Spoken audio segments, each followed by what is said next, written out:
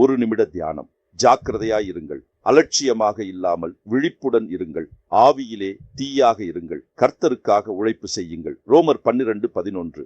எந்தெந்த காரியங்களில் நாம் ஜாக்கிரதையாயிருக்க வேண்டும்? அழைப்பில். 2 பேதுரு 1:10 தெரிந்து கொண்டதில். 2 பேதுரு 1:10 உங்கள் அழைப்பையும் தெரிந்து கொள்ளுதலை உறுதிப்படுத்தும்படி விழிப்புடன் இருங்கள். இப்படி செய்தால் நீங்கள் இடரமாட்டீர்கள். நீதியில் உறுதியாக நிலைத்திருங்கள். நான் சர்வ வல்லமை கொண்ட தேவன், நீ என் முன்பாக நடந்து உத்தமனாக இரு. நீர் இன்னும் உம்முடைய நீதியில் உறுதியாக இருக்கிறீரோ? ரோபுவின் மனைவி யோபை பார்த்து கேட்கிறார். ஒரே மனதில் நாம் உறுதியாக இருக்க வேண்டும். சமாதானத்தை கட்டினால் ஆவியின் ஒருமையை காத்துக் கொள்வதற்கு நாம் விழிப்புடன் இருக்க வேண்டும்.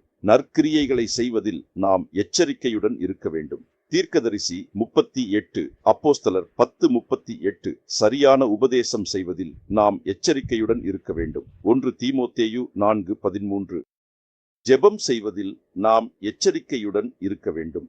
எல்லாவற்றுக்கும் முடிவு சமீபமாகிவிட்டது. ஆகையால் தெளிவான புத்தியுடன் இருந்து ஜெபம் செய்வதில் எச்சரிக்கையுடன் இருங்கள். 1 பேதுரு 4:7 எச்சரிக்கை உள்ளவரின் கை செய்யும் வேலை. அந்த எச்சரிக்கையுடைய பொருள் மிகவும் மதிப்புமிக்கது.